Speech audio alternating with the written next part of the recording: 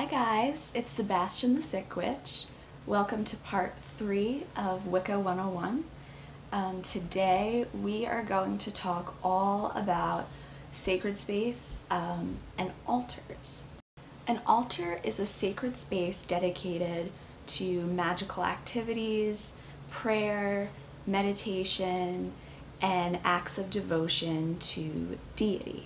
Your altar could be anything from a small table to a shelf to a windowsill or even a box under your bed. It really depends on your space limitations, your preference, and perhaps whether or not you're living with somebody who is uncomfortable with the craft, where maybe you would want to keep your witch stuff and your altar on the DL. The altar as sacred space can have more than one purpose, obviously. Like I was saying, it's a good place for magical activities or spell work, prayer, meditation. Again, based on your preferences and your space limitations, you may wish to create an altar that is specifically just dedicated to meditation. You may have an altar particularly dedicated to your ancestors or to a specific deity that you work with. You can have as many altars as you like, and you can represent as many deities, elements, whatever, onto one altar, which is what I tend to do. If you have the space for it in your home, by Wiccan tradition, you are best served to have your altar be facing the north side of your house. One of the most important things about having an altar is the upkeep. It's really important that you keep the space clean and sacred in order to respect the space, respect your practice, and keep that space feeling like a place of potent magic. On a pretty regular basis, you should be physically cleaning your space, whether that means doing a load of laundry and throwing your altar cloth in it, wiping down the table itself, or whether or not you have an altar cloth. You also want to energetically cleanse the space and make sure that the space around your altar is always neutral or positive. And you can do that by burning herb bundles or doing sound clearing with a bell. Basically, tend to your altar the way that you might tend to your plants. Keep it fed and clean and watered and whatnot. The other thing to consider is if you are in the mind of leaving offerings for your deities or your ancestors, it's important to kind of keep an eye on those offerings, specifically if they're food or drink, and switch those out for new offerings regularly so you're not attracting any bugs or mold or creating any smells that will also kind of dilute the sacredness and the magic of your space. However you set up your altar today is not necessarily reflecting what it will look like in the future, a day from now or a year from now. It's common for Wiccans to change up the way their altar looks based on the spell work they're doing, the season that it is, or based on what Sabbat that we are in or holiday. So for example, my altar is set up as the general way that it is set up any other time of the year that nothing else specific is happening. However, in a couple of weeks, I will be changing over my altar to be decorated in correspondences having to do with Litha, which is the Sabbat coming up in June. So expect to see your sacred space and your altar change and evolve over time the same way that you and your magic are changing and evolving over time. On a Wiccan altar, you want to have representations on the altar of all 5 elements, as well as dedicated space or representation of the Lord and the Lady traditionally, or whatever deity that you do honor. All altar tools and decor that embody the earth element should be put on the north side of the altar. Anything having to do with the air element should be positioned on the east side. Anything having to do with the fire element should be positioned on the south side. And then anything to do with the water element should be placed on the west side of the altar. Anything representing the spirit element or the representations of the Lord and Lady through maybe statues are going to be at the center of your altar. Here's a diagram of what a Wiccan altar should look like, again in quotes.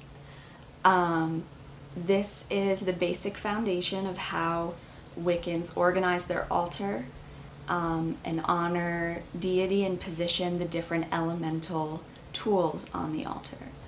I wanted to show you this diagram, not necessarily because you should copy it exactly, but just to give you a good idea and a good template of where to start on your Wiccan altar and to inspire your own sacred space building. I'm going to go over each of the tools that are on the Wiccan altar and considered essential to Wicca and to what should be on a Wiccan altar. Let's start with the chalice. The chalice is basically a glorified cup or goblet. It represents the water element, the goddess, and the divine feminine.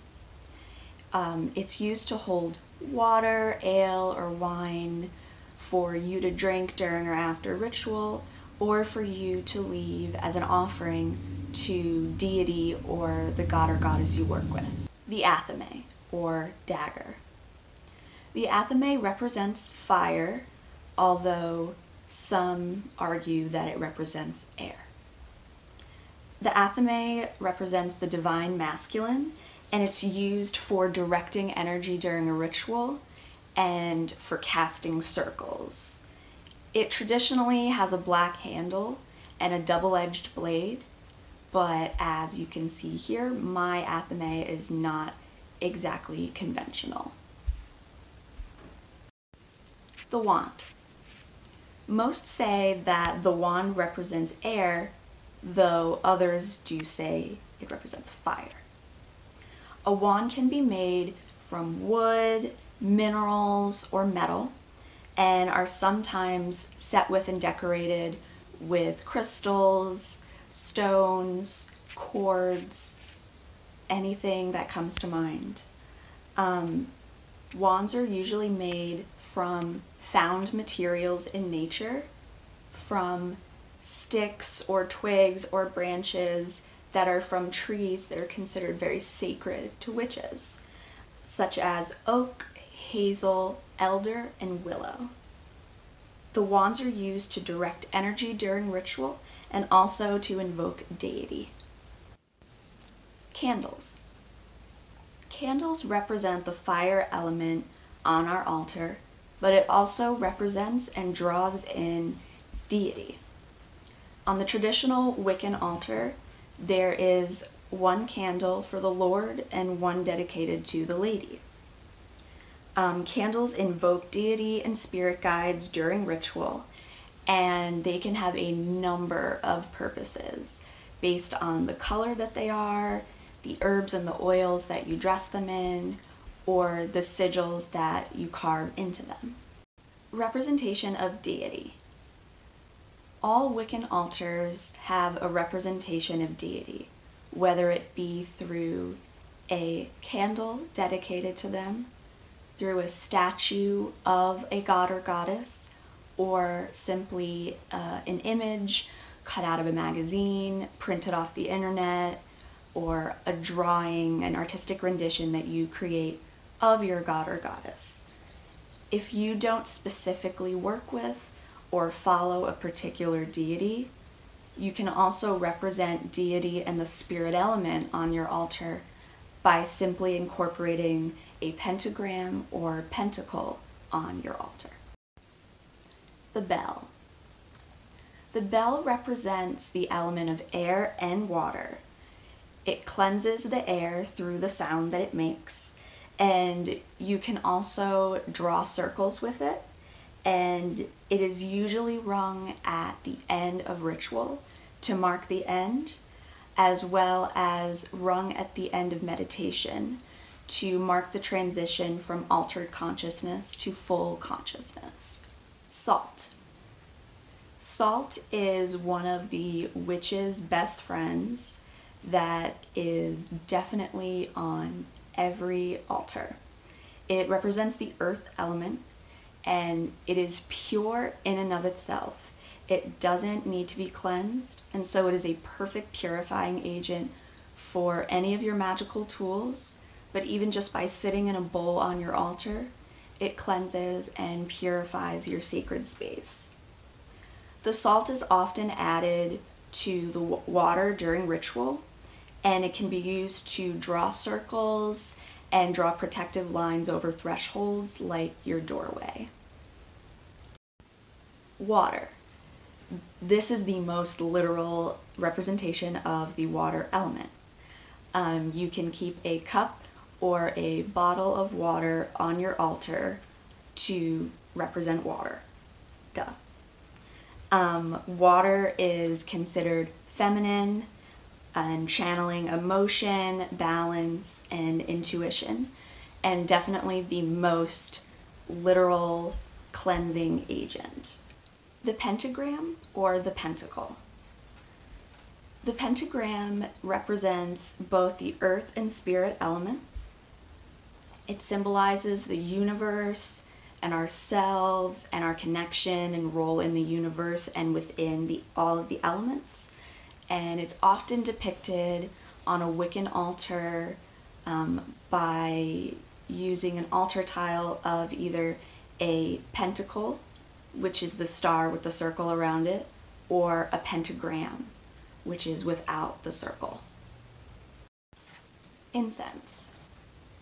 Incense is a representation of the air element. It cleanses the air, invokes deity, and it also creates an ideal space for inspiring meditation and thought. The best incenses to use that are most sacred to witchcraft include frankincense, myrrh, and copal. You can get incense in a multiple of forms, whether it be stick, cone, loose herb, or resin. All of it will do, and all of it will still represent the air element. I'm going to go over some other tools that are very popular among Wiccans, but aren't necessarily included in these basic blueprints of a Wiccan altar setup. I'll start with the mortar and pestle. The mortar and pestle is used for grinding up herbs, teas, incense, and other magical blends. I recently used mine to grind up some red brick dust. The mortar and pestle is a representation of both the masculine and the feminine, with the phallic and womb imagery being pretty clear if you look at it. The working knife or bowline. A bowline is usually a white-handled and sharp knife that is used for practical purposes, while the athame is used for ritual and energetic purposes. The bowline could be used for cutting up herbs, food, and anything else that is required in your practice. The cauldron. The cauldron represents the womb of the goddess, creation, and transformation. It represents both the water and fire element depending on how you use it. You can use the cauldron to do fire magic, to charge magical tools, to make potions and brews, to burn incense, and if you fill it with water, to do scrying. The witch's broom or besom. The broom is meant to cleanse and purify your space for ritual after you physically cleanse the space and before you cast your circle. When used, the bristles don't usually touch the floor because, again, it's more of a symbolic and energetic tool rather than to be used in a literal cleaning way. The broom represents the goddess and the element of water. The Book of Shadows. The Book of Shadows is basically a magical journal that witches fill with magical information, correspondences, spells they've cast, and how those spells have turned out. It differs from person to person, and you can definitely have more than one. For example, I have a separate Book of Shadows that I dedicate just to my shadow work practice. Over time, you are going to continue to add to your Book of Shadows, and so over time you will accumulate many Books of Shadows. And the hope of documenting our magic and our knowledge through our Book of Shadows is that we will be able to pass on this wisdom down to the next line of witches. Other commonly used tools that aren't necessarily included as essential for a Wiccan practice includes an offering dish, which can be a small dish or bowl where you leave offerings for spirit, a tarot deck, which you would use for divination, and if you don't resonate so much with the tarot deck, other forms of divination can be done with a pendulum or a rune set, which could also be on your altar depending on your method of divination. You can also have crystals on your altar, which is very common. They represent the earth element, and they come in all colors, sizes, and purposes. So your use of a crystal is going to depend on the intention of your spell. You can charge a crystal to do almost anything, such as be a healing force, a grounding force, etc. And last but not least, an altar cloth. Many witches have an altar cloth, which is really just a tablecloth that they put over their altar underneath all of their altar items. You don't need to necessarily have one, but that does certainly can liven up the space based on the colors that you choose and the designs that you choose on the fabric. There are a lot of valid alternatives and substitutes for everything that I'm saying today. One example being your practice and your altar doesn't have to be ruled by the gender binary. You can make your practice genderless even in your Wiccan altar. I will be able to show you an example in a couple minutes with my own altar where I show a different idea of how you can represent deity and the different elements of nature on your Wiccan altar without doing the lord and the lady thing. A lot of the things that I showed you during this video are tools that I bought from specialty stores and metaphysical shops in my area, as well as Etsy, but it really doesn't have to be that fancy. A lot of these items you can get something close to them, if not in, representing basically the same thing found in nature. You can get it at a dollar store, a thrift store. I personally find that the most magical tools and the most magic happens when you're actually out there foraging for little bits of magic in nature and maybe in unexpected mundane places like dollar stores. So I definitely encourage you to think outside of the box first before going out and purchasing anything that looks like some of the stuff that I do have that I showed you in this video. On a mental health note, I just wanted to put it out there that it's perfectly okay if you don't want to have an athame or a working knife in your practice. The athame that I just showed you is an athame that I got in a little witchy subscription box about a year ago, but I don't actually use it in my practice. And that's because I have a history of self-harm and suicidal ideation. And so if you have those same issues, don't feel pressured to engage in magical activities or use ritual tools that are triggering to you.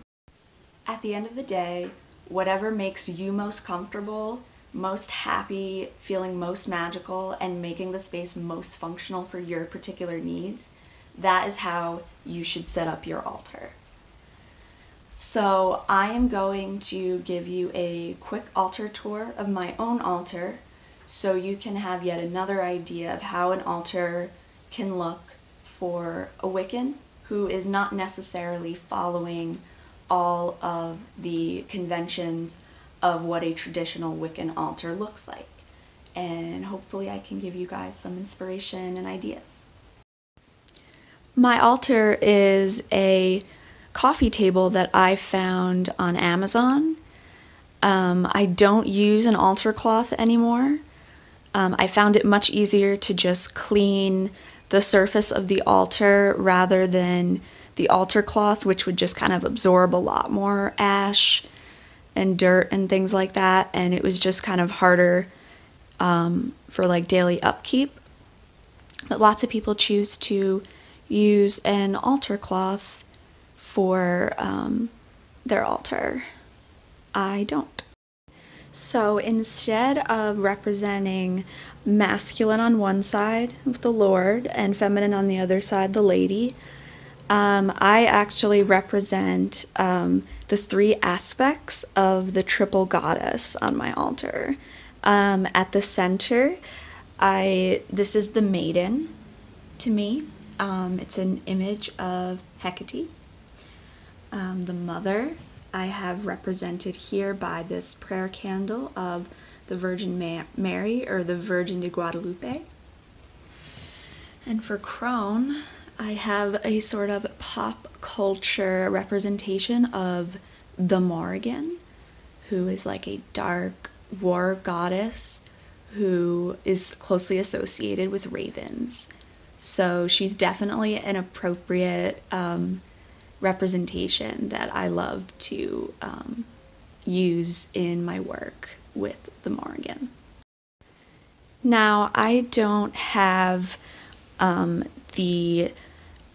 all of the traditional tools on my altar that I was going over earlier in the video, so I'm just going to kind of go through and show you what I do have. So over here I have some water element stuff. This is some moon water, which was just charged during the last full moon, infused with some clear quartz and smoky quartz. And here is a bottle of holy water that I infused with some essential oils that are cleansing, that I use to clean my altar with.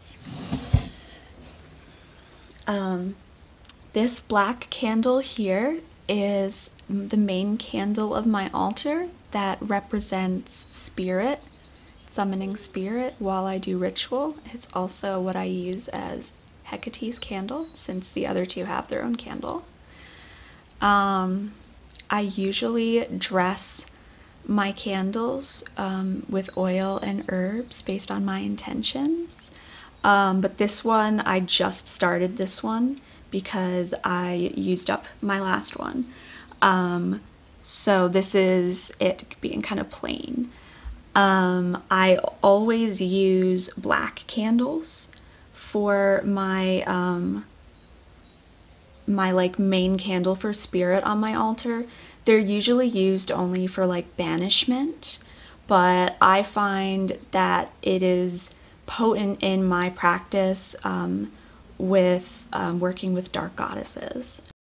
In front of the candle, I have a little dish with some salt in it. And I have my pentacle altar tile, which I have the remnants of an incense cone on it from the last ritual that I did. I usually burn incense cones rather than sticks. And my favorite ones to burn are the frankincense myrrh ones by Hem, and I also really love the dragon's blood one. I do keep a bell on my altar because I use it for every ritual to kind of come back from meditation and having that break the spell, so to speak, to transition back into full consciousness. And I also ring it at the end to disperse my spirits, my spirit guides, and my goddesses. And then a lot of the other things on my altar are really personal to my practice. So with working with dark goddesses, I work with graveyard dirt. And this little bottle here is some graveyard dirt from the graves of my pop-up and my great aunt Florrie, who really informed my practice. I have a little statue of a raven here, which is a powerful symbol in my practice. Some bay leaves and rosebuds, which are also symbols of my practice. Snake skin, wasp hives. This is a skeleton key that I use in my work with Hecate. I also decorate my altar with a lot of found items from nature, so that's where I get the wasp hives. I also like to decorate with pine cones and little bits of moss and flowers and feathers. Most recently, I've been gathering fir branches from fir trees and pine needles. I've been making some like Celtic smudge sticks. Over here is a raven's foot, which was ethically sourced. I also keep my cauldron on my altar. And I also keep a lot of magical oils on my altar. So I have one specifically for the Morrigan. I have dark moon oil, which I work mostly with Hecate with. And then I have some protection oil that I got from Allie, the Bronx Witch. Check her out. I also have a photo of my great-grandmother held down by a bunch of crystals, because I do have some crystals on my altar. I got some rose quartz, smoky quartz, green calcite, jasper, some tiger's eye and lithium quartz over here. And I also have amethyst. Oh, there it is, amethyst. And these are the crystals that I like to work with the most. I also keep my tarot deck on my altar. I have some prayer beads that I use to invoke the Morrigan. And another crystal that I work a lot with is black tourmaline, which I keep in this little container of moss to kind of further enhance its grounding energy. I also have a new edition, a representation of the Evil Eye, which was gifted to me by my friend Sierra. She happened upon it in the laundry room in her building, and plus it says Pat McGrath Labs on it, and I used to love her makeup, and so I just thought that was a sign. You can also see my selenite stick back here and my big bundle of dried mugwort. And lastly, I sit here during ritual, which I see as my evil eye rug that I also got from my friend Sierra, and she actually made this herself. And I feel that this is a circle in and of itself, and I feel very like protected in it while I'm doing ritual. I keep my Book of Shadows underneath my altar, so it is easily accessible to me to read prayers from it during ritual. I have other little books and journals that are relevant to my practice here on the side. This box here is filled with incense, my mortar and pestle. And this is just like all candles. And in these drawers, I keep a lot of magical items that I use less in my everyday practice, but will use for certain spells and keep them close at hand. Thank you guys so much for watching. I hope that my talk and my altar could give you some inspiration and a jumping off point of either creating your own sacred space or, you know, zhuzhing up your current altar space. So let me know what you guys think. Thank you so much, and I'll see you next time. Bye.